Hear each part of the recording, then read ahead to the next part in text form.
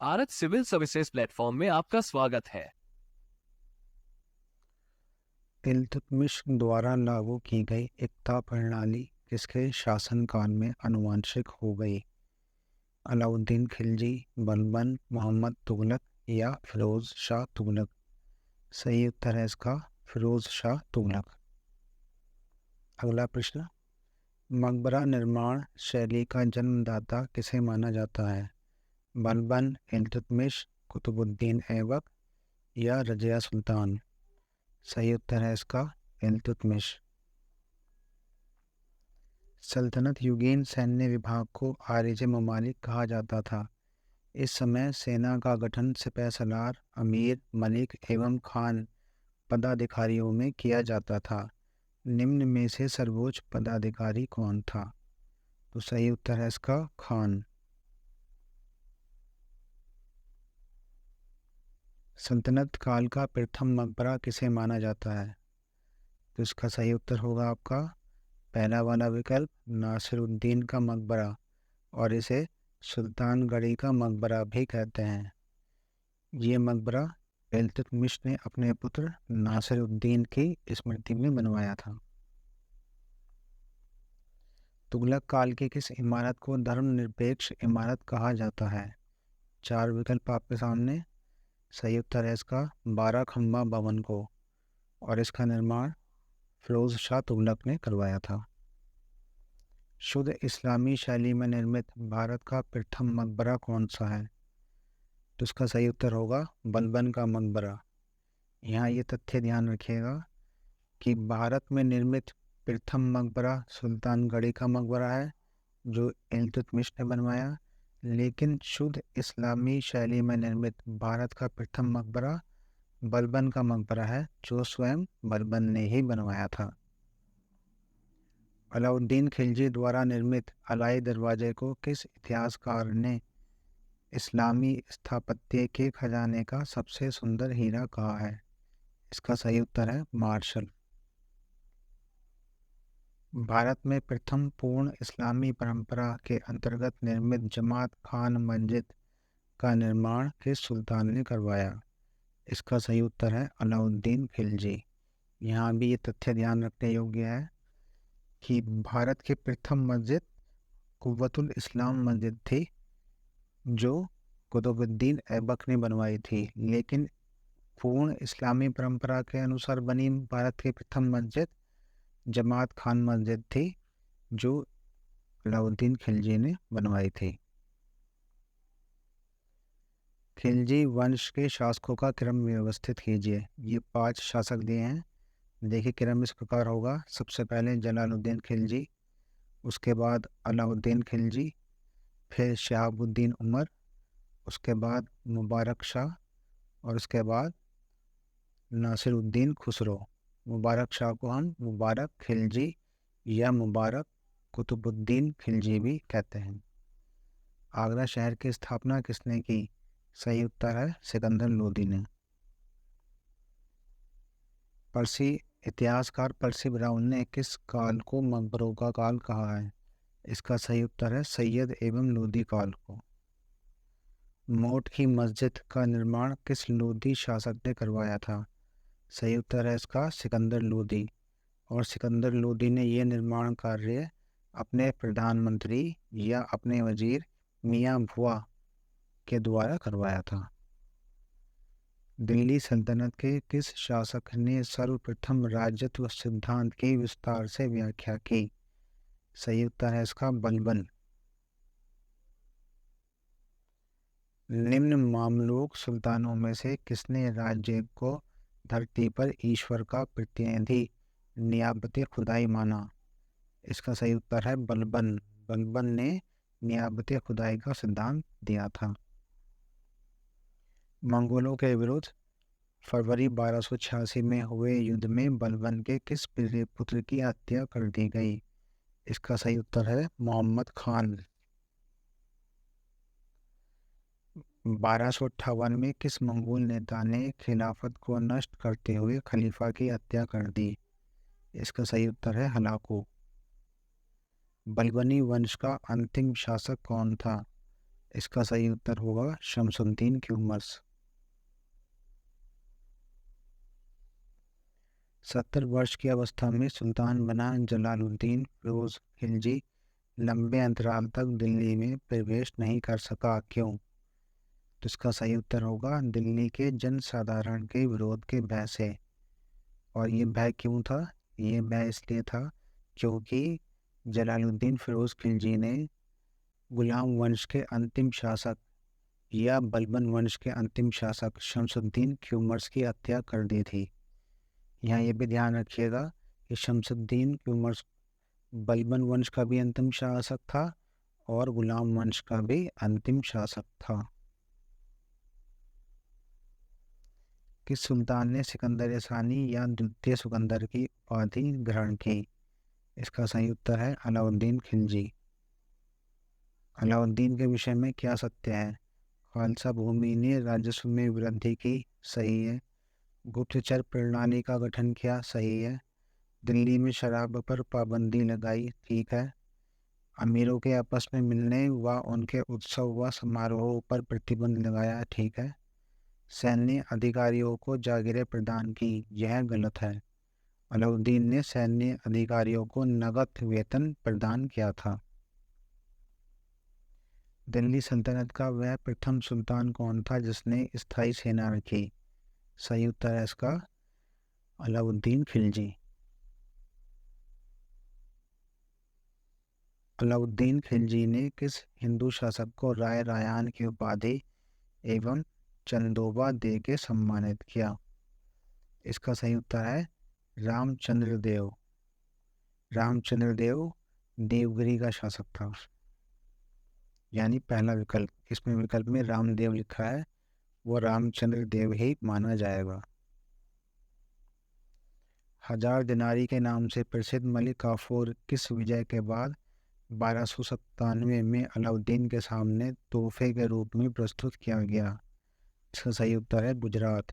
गुजरात अभियान के दौरान ही मलिक काफूर पकड़ा गया था और उस समय गुजरात का शासक राजा कर्ण देव था या राजा करमदेव भी कहते हैं। अलाउद्दीन भारत का पहला मुस्लिम शासक था जिसने भूमि की वास्तविक आय पर राजस्व निर्धारित किया।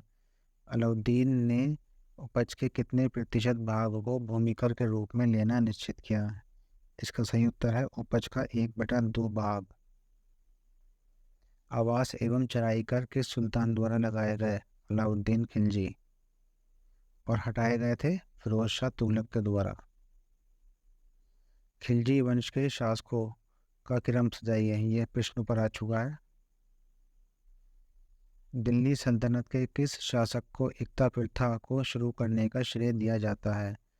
इल्तुतमिश को। इल्तुतमिश ने एकता प्रथा प्रारंभ की थी।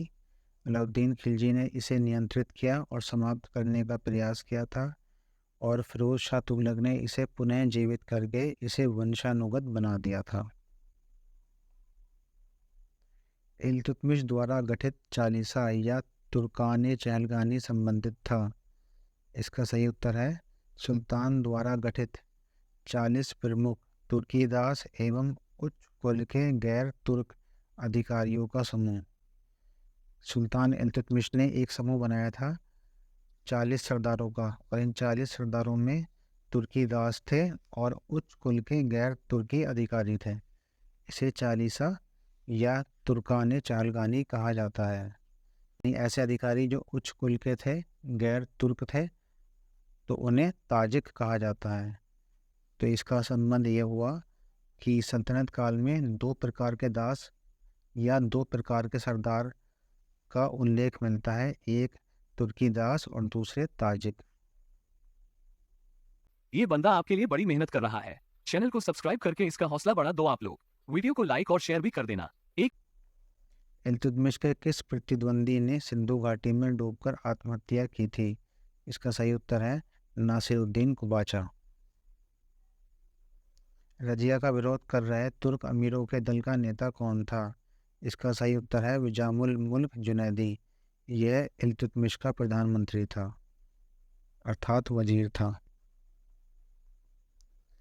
मध्यकालीन दिल्ली की प्रथम महिला शासिका कौन थी? शाह तुर्कान, चांद बीबी, रजिया या नूरजहां?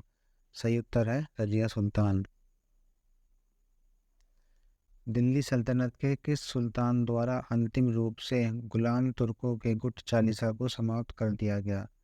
इसका सही उत्तर है बलबन। बलबन ने चालीसा दल को समाप्त कर दिया था और बलबन स्वयं चालीसा दल का ही एक सदस्य रहा था। निम्न में क्या बलबन द्वारा शुरू किया गया? सजदा, पायबोस, नवरोज त्यौहार और दीवाने अर्ज। ये चारों ही ठीक हैं, चारों बलबन द्वारा शुरू किए गए थे। सजदा का अर्थ था राजा के सामने सर झुकाना। पायबोस का अर्थ था राजा के चरण स्पर्श करना और चरणों का चुम्बन लेना। नवरोज त्योहार ईरानी नव वर्ष को कहा जाता है और दीवाने अर्ज एक सैन्य विभाग था जिसकी स्थापना बलबन द्वारा की गई थी। किस शासक ने स्वयं को खलीफा घोषित किया? इसका उत्तर है मुबारक खिलजी। अलाउद्दीन की दक्षिण विजय का श्रेय किसे दिया जाता है? इसका उत्तर है मलिक काफूर, जिसे हजार दिनारी भी कहा जाता है। तुगलकाबाद की नींव किस शासक ने डाली? इसका सही उत्तर है गियासुद्दीन तुगलक। 1333 में अफ्रीकी यात्री इब्ने बतूता किस सुल्तान के शासनकाल में आया था? इसका सही उत्तर है मोहम्मद बिन तुगलक। दिल्ली सल्तनत के किस सुल्तान को अंतर्विरोधों का विस्मयकारी मिश्रण कहा जाता है? इसका सही उत्तर है मोहम्मद बिन तुगलक। मोहम्मद बिन तुगलक के विषय में क्या असत्य है? दुआब में कर वृद्धि, सांकेतिक मुद्रा का प्रचलन, राजधानी का दिल्ली से दौलताबाद स्थानांतरण, दीवाने मुस्तखराज विभाग की स्थापना। उसमें चौथा विकल्प दीवाने मुस्तखराज विभाग की स्थापना गलत है। इसकी स्थापना मोहम्मद बिन तुगलक ने नहीं बल्कि अलाउद्दीन खिलजी ने की थी। सल्तनत काल के किस सुल्तान ने सर्वप्रथम सिंचाई कर लगाया? तो उसका सही उत्तर है फिरोज शाह तुगलक ने लगाया था और ये भूमि की उपज का 1/10 भाग या 10% होता था। ब्राह्मणों पर सर्वप्रथम जजिया कर किसने लगाया? तो उसका सही उत्तर है फिरोज शाह तुगलक। अब यहाँ ये ध्यान दीजिए, हिंदुओं पर सर्वप्रथम जजिया कर मोहम्मद बिन कासिम ने लगाया था, परंतु ब्राह्मणों पर सर्वप्रथम जजिया कर फिरोज शाह तुगलक ने लगाया था और फिरोज शाह तुगलक ने ही जजिया कर को राजस्व कर से अलग करके वसूल किया था। इससे पहले परंपरा ये थी कि जजिया कर राजस्व के साथ ही वसूल किया जाता था। निम्न में से किसकी स्थापना फिरोज शाह तुगलक द्वारा की गई है? तो देखिए इसका सही उत्तर है जौनपुर, हिसार, फिरोजपुर, फिरोजाबाद। इन सब की स्थापना फिरोज शाह तुगलक द्वारा की गई है।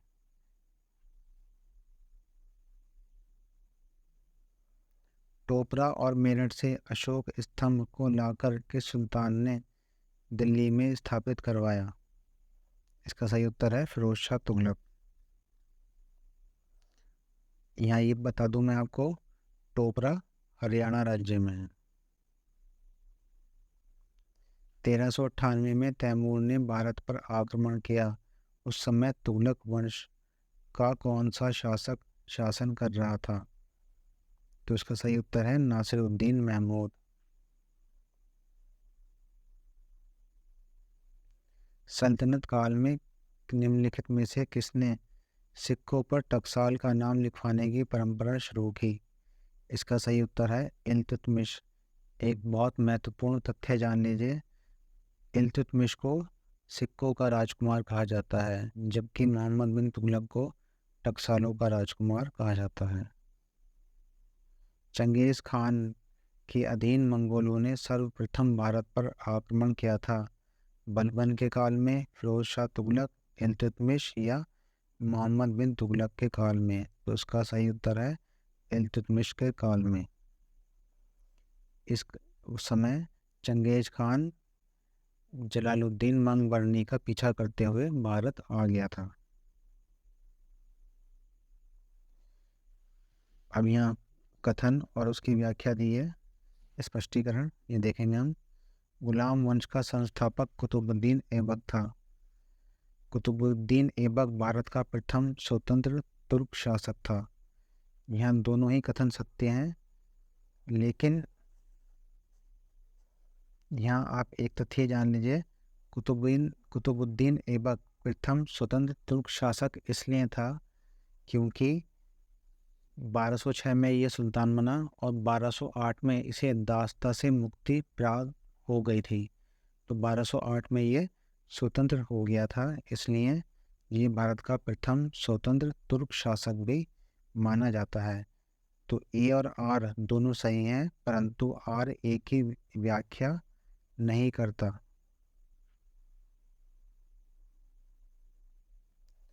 सल्तनत काल में किसने सिक्कों पर टकसाल का नाम लिखवाने की परंपरा प्रारंभ की? ये सवाल ऊपर आ गया है, यहाँ रिपीट हो गया। इल्तुतमिश इसका सही उत्तर है। निम्नलिखित कथनों में से कौन सा एक बलबन के संबंध में सही है? इसने नौरोज त्योहार मनवाया, ये ठीक है। दीवाने अर्ज का गठन किया, ये भी ठीक है। सजदा और पापोस प्रथा को समाप्त किया, ये गलत है। बलबन ने सजदा और पापोस को प्रारंभ किया था, समाप्त नहीं किया था। इसने रक्त और लौह की नीति अपनाई, ये बिल्कुल ठीक है। दिल्ली सल्तनत के निम्नलिखित शासकों का कालक्रम व्यवस्थित कीजिए। आराम शाह, इल्तुतमिश, रजिया सुल्तान और बलबन, ये चारों बिल्कुल ठीक क्रम में व्यवस्थित हैं।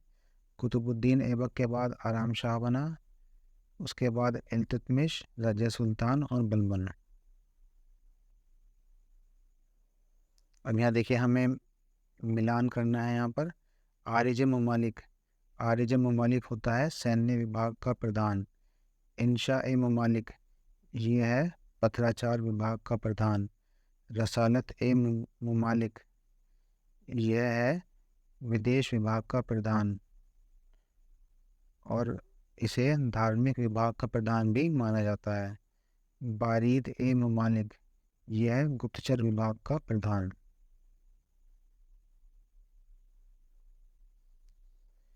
दिल्ली सल्तनत के निम्नलिखित शासकों का कालक्रम व्यवस्थित कीजिए। ये भी बिल्कुल ठीक व्यवस्थित है। ये सभी सैयद वंश के शासक हैं। सबसे पहले खिजर खान, फिर मुबारक शाह, मोहम्मद शाह और अलाउद्दीन आलम शाह, जिसका सही कोट हो जाएगा 1 2 3 4। निम्नलिखित में से किस राजवंश ने सर्वाधिक समय तक शासन किया था? इसका सही उत्तर है तुगलक वंश। और एक यहाँ आपको मैं एक तथ्य और बता दूं, सर्वाधिक समय तक शासन करने वाला दिल्ली का सुल्तान इब्राहिम लोदी था। एकता के बारे में विचार कीजिए। एकता का अर्थ है धन के स्थान पर तनख्वाह के रूप में भूमि प्रदान करना, ये ठीक है। इक्तादार को सिक्के चलाने का अधिकार था, यह गलत है। दिल्ली सल्तनत के किस शासक को इतिहासकार मिन्हाज उस सिराज ने उसकी दानशीलता के कारण हातिम द्वितीय की संज्ञा दी? सही उत्तर है इसका कुतुबुद्दीन ऐबक। दिल्ली सल्तनत के संदर्भ में निम्नलिखित वंशों को उनके शासनकाल के आधार पर व्यवस्थित कीजिए। तो सबसे पहले आया हमारा गुलाम वंश, उसके बाद खिलजी वंश, और खिलजी वंश के बाद आया था आपका तुगलक वंश, फिर सैयद वंश, और सबसे अंत में आया लोदी वंश। ये बंदा आपके लिए बड़ी मेहनत कर रहा है। चैनल को सब्सक्राइब करके इसका हौसला बढ़ा दो आप लोग। वीडियो को लाइक और शेयर भी कर देना। एक खिलजी वंश के शासकों का कालक्रम व्यवस्थित कीजिए। तो देखिए, सबसे पहले जलालुद्दीन खिलजी, उसके बाद अलाउद्दीन खिलजी, नहीं यहाँ रुके, यहाँ पर विकल्प में रुकनुद्दीन खिलजी भी दिया है। तो मैं फिर से रिपीट करता हूँ, पहले जलालुद्दीन खिलजी, उसके बाद रुकनुद्दीन खिलजी, फिर अलाउद्दीन खिलजी, और उसके पश्चात मुबारक शाह खिलजी। तो उसका सही कोड बनेगा 3 1 4 2। इसकी मैं व्याख्या कर दूँ आपको। हमने अधिकांश पुस्तकों में ये पढ़ा है कि जलालुद्दीन खिलजी के पश्चात अलाउद्दीन खिलजी सुल्तान बना, लेकिन तथ्यात्मक सत्य यह है कि जलालुद्दीन खिलजी की हत्या के बाद बहुत ही अल्प काल के लिए रुकनुद्दीन खिलजी सुल्तान बना था और उसे अपदस्थ कर अलाउद्दीन खिलजी सुल्तान बन गया था। निम्नलिखित में से किसके शासनकाल में सल्तनत काल में सुल्तान के पद को वंशानुगत बना दिया गया था? इसका उत्तर है इल्तुतमिश। इल्तुतमिश ने पुत्र को अपना उत्तराधिकारी नियुक्त करने की परंपरा को तोड़कर रजिया सुल्तान को अपना उत्तराधिकारी घोषित किया था। अब यहाँ है 4 युद्ध दिए हैं, इनका काल क्रम हमें व्यवस्थित करना है। तो देखिए, तराइन का द्वितीय युद्ध 1192 हुआ, चंदावर का युद्ध 1194, सारंगपुर का युद्ध 1437 और रणथंबोर का युद्ध हुआ था 1301 ईस्वी में। तो आप इसका सन के हिसाब से आप इसका क्रम सेट कर लीजिए।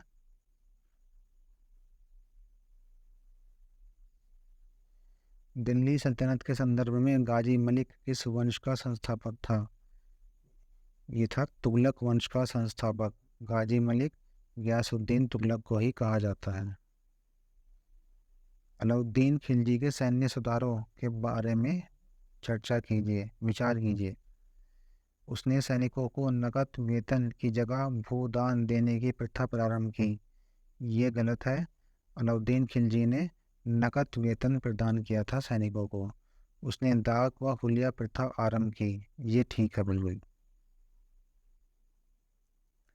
लोधी वंश के निम्नलिखित शासकों का कालक्रम व्यवस्थित कीजिए। तो सबसे पहले शासक था हमारा बैलोल लोधी, उसके बाद सिकंदर लोधी और अंतिम शासक हुआ इब्राहिम लोधी।